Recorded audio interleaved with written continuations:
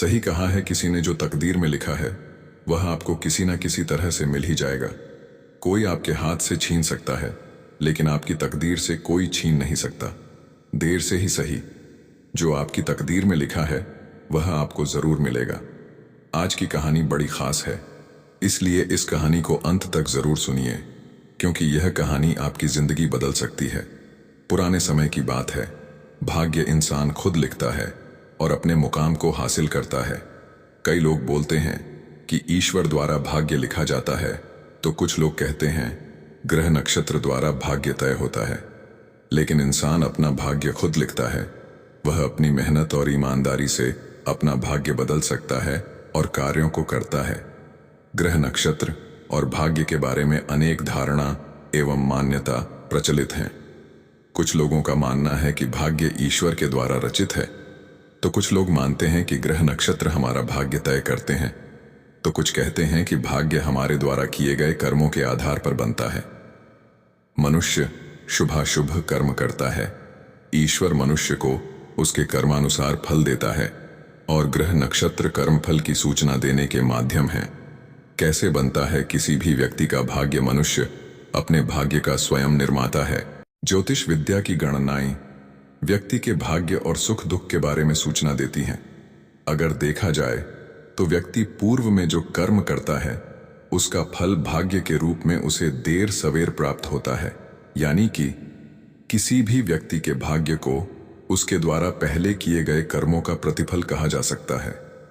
कर्म फल कितने समय बाद भाग्य बनता है, इस प्रश्न के उत्तर को एक छोटे से उदाहरण के माध्यम से जाना जा सकता है।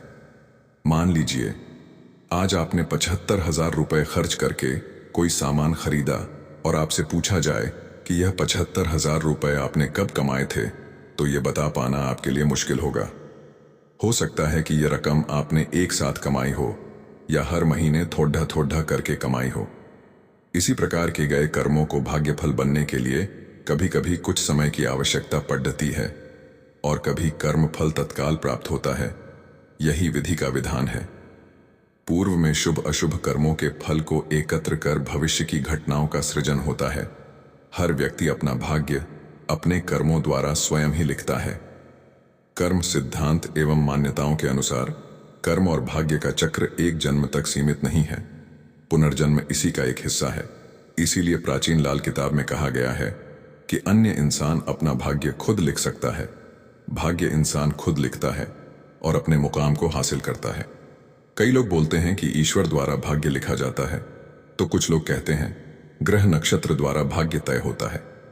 लेकिन इंसान अपना भाग्य खुद लिखता है। वह अपनी मेहनत और ईमानदारी से अपना भाग्य बदल सकता है और कार्यों को करता है। ग्रह नक्षत्र और भाग्य के बारे में अनेक धारणा एवं मान्यता प्रचलित हैं। कुछ लोगों का मानना है कि भाग्य ईश्वर के द्वारा रचित है, तो कुछ लोग मानते हैं कि ग्रह नक्षत्र हमारा भाग्य तय करते हैं, तो कुछ कहते हैं कि भाग्य हमारे द्वारा किए गए कर्मों के आधार पर बनता है। मनुष्य शुभाशुभ कर्म करता है। ईश्वर मनुष्य को उसके कर्मानुसार फल देता है और ग्रह नक्षत्र कर्मफल की सूचना देने के माध्यम है। प्रत्येक इंसान अपनी किस्मत के हाथों मजबूर है और किस्मत की कलम विधाता के हाथों में है। ईश्वर की यह कलम जो इंसान की किस्मत का निर्धारण करती है, इंसान के खुद के कर्मों पर निर्धारित होती है। लाल किताब कहती है कि किस्मत के लेख का झगद्धा न तो किस्मत का है और न ही अक्ल बुद्धि का है, बल्कि इनका समन्वय ही मानव जीवन है। कर्मों के द्वारा ही भाग्य में परिवर्तन लाया जा सकता है। पिछले जन्म के कर्म और इस जन्म के कर्म दोनों के मिले जुले संयुक्त परिणाम को भाग्य कहा